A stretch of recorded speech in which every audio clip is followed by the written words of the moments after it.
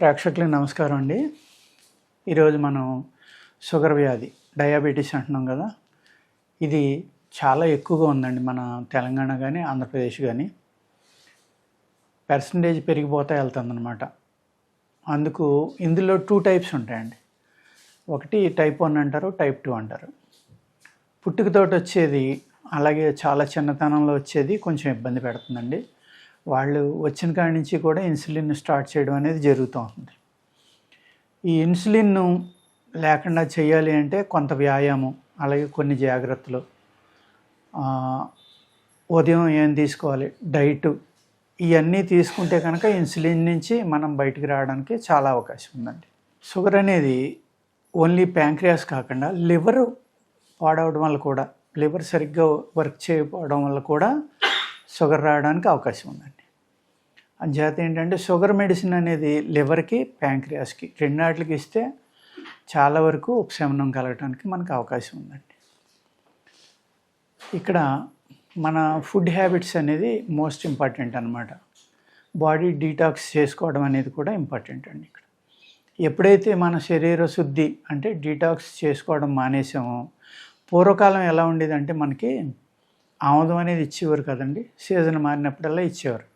ఇచ్చినప్పుడు ఏమైంది, మనకి మన ప్రేగుల్లో ఉన్న కల్మషం అంతా, ఏదైతే విష పదార్థాలు పేగులకు అంటుకుపోయి స్కేలింగ్ కింద ఏర్పడిందో ఒక పొర కింద, ఆ పొర అంతా కరిగి బయటికి వెళ్ళిపోవడం వల్ల ఈ విష పదార్థాలు, శరీరంలో ఉన్న విషాలు, టాక్సిన్స్ అంటాం మనం, ఆ విష పదార్థాలు తగ్గిపోవడం వల్ల ఏమైందంటే లివర్ హెల్తీగా ఉండేది, ప్యాంక్రియాస్ హెల్తీగా ఉండేది. ఎప్పుడైతే ఈ విష పదార్థాలు అనేవి శరీరంలో పెరిగిపోయినాయో అప్పుడు ఆటోమేటిక్గా మీకు లివర్లో పెరిగిన విష పదార్థాలు లివర్లోకి వెళ్ళినాయి అనుకోండి, అవి ఏం చేస్తాయి, బయటికి రాకుండా మిగిలిపోయినాయి.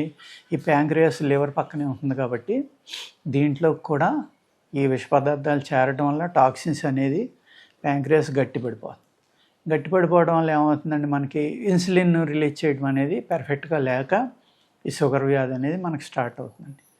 అందుకేం చేయాలి అంటే, ఈ షుగర్ వ్యాధిలో ఎక్కువగా రైస్ మానేమని, గోధుమలు తినమని ఇలా చెప్తూ ఉంటారు. గోధుమలు తినటం వల్ల మరింత పెరుగుతుంది తప్ప తగ్గదండి. ఫైబర్ ఫుడ్డే, డెఫినెట్గా గోధుమలు ఫైబర్ ఫుడ్ బాగానే ఉంటుంది. కానీ అదే ఫైబర్ బ్రౌన్ రైస్ తింటే గోధుమల కన్నా చక్కగా పనిచేస్తుందండి.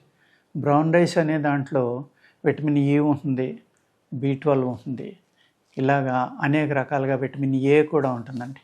అవన్నీ ఉపయోగపడతాయి అన్నమాట. ఆర్గానిక్లో పండించిన బ్రౌన్ రైస్ అయితే మట్టుకు ఇంకా అద్భుతంగా పనిచేస్తాయండి. ఇప్పుడు అనేక చోట్ల నుంచి ఈ ఆటవికులు పండించిన రైస్ కూడా పట్టుకొచ్చి అమ్ముతున్నారు చాలా షాపుల్లో.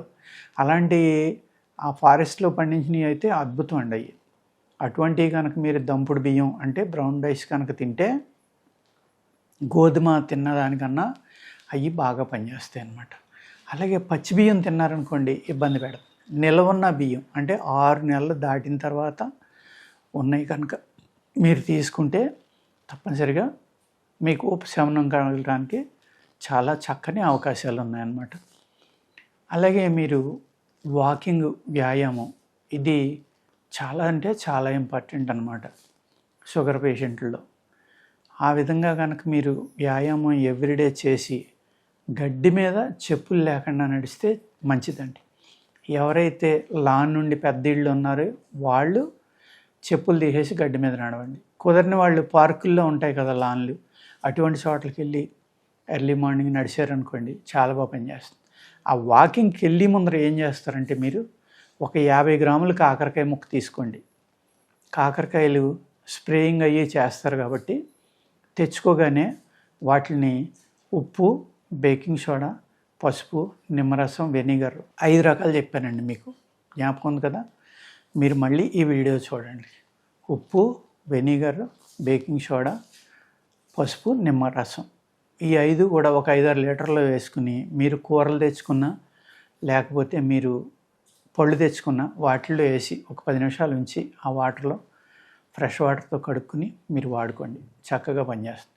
ఈ విధంగా శుభ్రంగా పురుగు మందులు కానీ పైన కోటింగ్ ఏమీ లేని విధంగా కడుక్కున్న కాకరకాయ ముక్క ఒక 50 గ్రాములు తీసుకుని మిక్సీలో కొట్టి రసం పిండుకోండి. రసం పిండుకొని ఆ రసం తాగేసి అప్పుడు మీరు వాకింగ్కి వెళ్ళండి. మీ ఏజ్ని బట్టి, మీకున్న ప్రాబ్లంని బట్టి, మీ హైట్ వెయిట్ని బట్టి కూడా డోస్ కావాలంటే పెంచుకోవచ్చు, తగ్గించుకోవచ్చు. ఇది కామన్గా చెప్పిన డోస్ అన్నమాట. ఇది మీ శరీరాన్ని బట్టి, మీకున్న ప్రాబ్లమ్స్ని బట్టి ఎక్కించుకోవడమా, తగ్గించుకోవడమా డోసు, అంటే పెంచుకోవడమా, తగ్గించుకోవడమా ఆలోచించుకుని నడవడం అనేది కంపల్సరీ అండి. ఈ విధంగా మీరు గడ్డి మీద కనుక అది తాగేసి వెళ్ళి వాకింగ్ చేశారనుకోండి, ఇన్సులిన్ నుంచి బయటపడడానికి అవకాశం ఉంది. ఆహారం ఏం చేయాలంటే రైస్ తగ్గించి మీరు శనగలు, పచ్చి శనగలు తీసుకోండి. అవి 1 వంతు తీసుకోండి. బార్లీ 2 వంతులు తీసుకోండి. ఈ 2 శనగపప్పు, పచ్చి శనగపప్పు అన్నమాట. పచ్చి శనగలు తొక్క తీసిన అయినా పర్వాలేదు, పచ్చి శనగపప్పు అయినా పర్లేదు, తొక్కలేంది. ఈ 2 కలుపుకుని చూర్ణం చేసుకుని అందులో కొంచెం మిరియాల పొడి, వాము లాంటిది, కావలసినంత ఉప్పు వేసుకుని ఆ పౌడర్ తోటి మీరు రొట్టి కానీ లేకపోతే ఒక దోశలాగా కానీ చేసుకుని నెయ్యితోటే వేసుకోవాలి. అవి 2 కూడా నెయ్యితోటే కాల్చుకోవాలి, నెయ్యితోటే వండుకోవాలి. చేసుకుని ఓన్లీ ఆకుకూరతోటే తినాలి. ఆ విధంగా తిని మీరు ఒక 1/2 లీటర్ మజ్జిగ తాగితే కనుక ఈ 2 రకాల నేను ఏదైతే ఆహారంలో నియమం చెప్పాను, ఇప్పుడు ఏది తినాలో చెప్పా, కాకరకాయ జ్యూస్ ఎప్పుడు వాడుకోవాలో చెప్పా, ఇది మీరు ఫాలో అయితే చాలా వరకు మీకు షుగర్ నుంచి ఉపశమనం కలగడానికి అవకాశం ఉందండి. అంచేత ఫుడ్ ఫాలో అవ్వండి, ఆ విధంగా వాడుకోండి. మా దగ్గర అనేక రకాల మందులు కూడా ఉంటాయి, అవి కూడా కావాలంటే వాడుకోవచ్చండి. మెయిన్ మీరు వ్యాయామం చేయడం, ఆ గడ్డి మీద కాకర రసం తాగి నడవడం, తర్వాత నేను ఇప్పుడు చెప్పిన ఫుడ్ హ్యాబిట్, ఈ రకంగా మీరు కంటిన్యూ చేస్తే కనుక చక్కగా మీకు ఉపశమనం కలిగి, ఒకవేళ పూర్తిగా షుగర్ తగ్గకపోయినా కూడా ఆ షుగర్ అనే దానివల్ల వచ్చే సైడ్ ఎఫెక్ట్లు, అంటే మజిల్లో సెల్స్ చనిపోయి మజిల్ వీక్ అవడం, ఫ్రోజన్ షోల్డర్స్ రావడం, మోకాళ్ళ నొప్పులు, కాళ్ళ నొప్పులు, ఎముకల నొప్పులు, ఇవన్నీ కూడా షుగర్ వల్ల కూడా వస్తాయండి. అవి అన్నిటి నుంచి బయటపడటానికి అవకాశం ఉంటుందండి. అర్థమైంది కదండి. నమస్కారం.